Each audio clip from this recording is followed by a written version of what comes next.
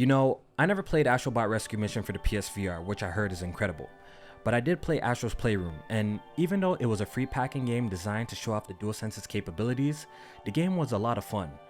With the majority of PlayStation's iconic 3D platformers shelved, it was definitely nice to see a new one rise and enter the spotlight. Astro's Playroom was a tech demo filled with amazing ideas.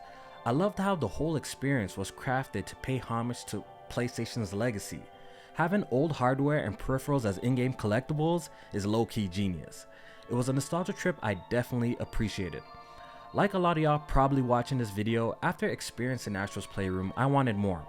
I wanted PlayStation to run with the foundation laid and create an Astro Bot game with a much bigger scope, and that's exactly what this new Astro Bot game is. Astro Bot is amazing. As someone who grew up playing a majority of the classic 3D platformers, I was really impressed with Astro Bot. I knew the game was going to be good, but still a little shocked how good it is. It took me 22 hours to get the platinum, and I enjoyed every second of it.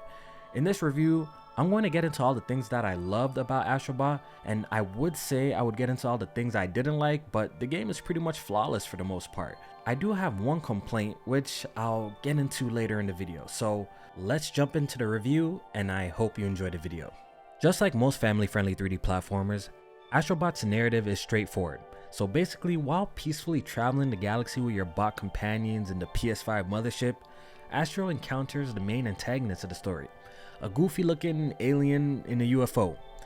He kidnaps CPU Kid, destroying the PS5 mothership, and sends you crash landing on a planet with your bot friends scattered across the galaxy.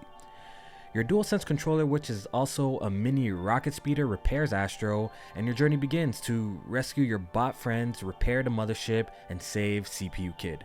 It's a fun adventure that obviously doesn't take itself seriously, and I like that. Don't expect a lot of cutscenes because Astro Bot is a video game at its purest form. The narrative is not the highlight here, the gameplay is. It took me 15 hours to wrap up the story, and I'm not gonna show it, but the ending sequence was pure hype, and I can't wait for y'all to experience it. There's 5 main galaxies in Astro Bot and a lost galaxy. The Lost Galaxy levels can only be accessed by finding these hidden golden goals in the main levels that have them. Each galaxy has between 9 to 14 levels that consist of your main levels, challenge levels, and there's 6 main boss fights in the game.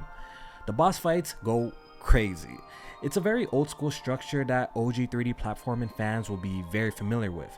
Astro Bot is very much a collectathon game.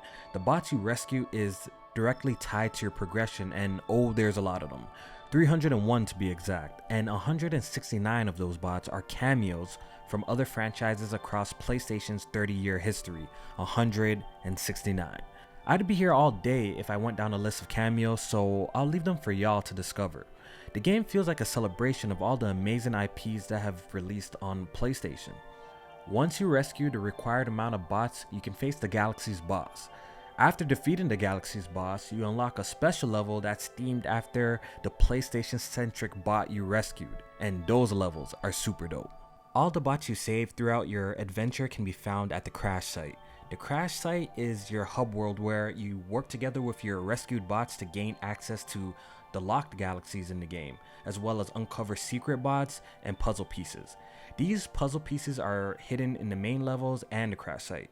With each puzzle you complete, you will unlock a facility at the crash site, and there's 4. A changing room for Astro, a garage for your DualSense speeder, a safari park to take pictures, and a gacha lab. The gacha lab is where you spend your coins to unlock new costumes, DualSense speeder colors, and items for your cameo bots, which allows you to interact with them at the crash site.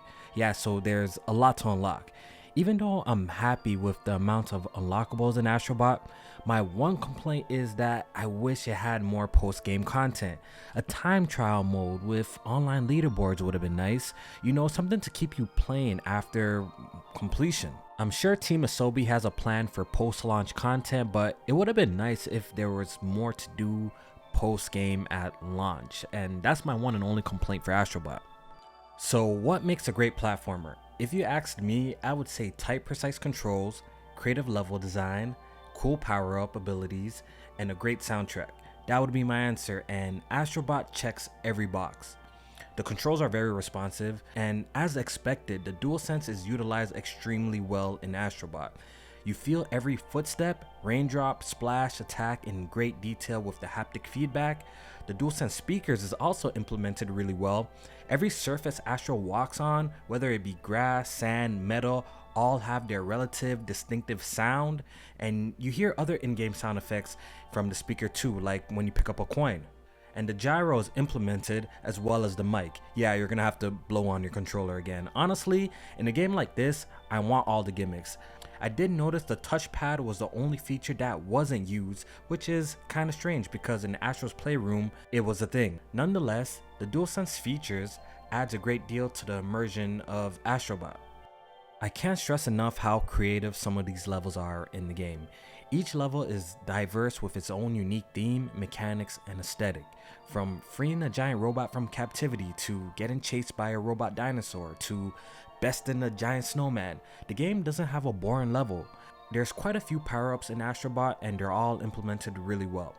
The levels that have a power-up are designed around it, like this level where Astro gets the ability to shrink like a mouse. The level is designed for that ability, setting up clever platforming moments. So the game doesn't offer multiple different power-ups per level, and I don't mind because each level is well crafted.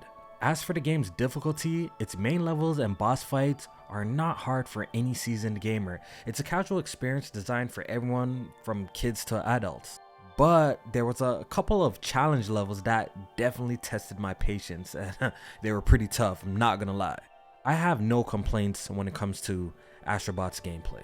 Astro Bot is straight up eye candy. The game is beautiful. I'm sure Digital Foundry is gonna give you guys a rundown of all its technical achievements. What I can tell you is that it's one of the best looking games I've played on the PS5.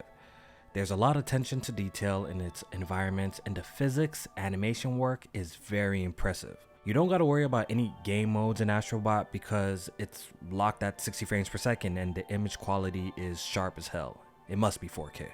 I also didn't experience a single bug in my 22-hour playtime, not a single one. It's a very polished experience. I really hope PlayStation fans go out and support this game, man. It's one of the better games I've played this year, and I would absolutely love a sequel. Team Asobi has done an incredible job creating a fun platformer with great mechanics, all while celebrating PlayStation's 30-year legacy with all the cool cameos. So that's the review, guys. Hope you guys enjoyed the video. If you did, please leave a like, consider subscribing, and I'll see you guys in the next video. Peace.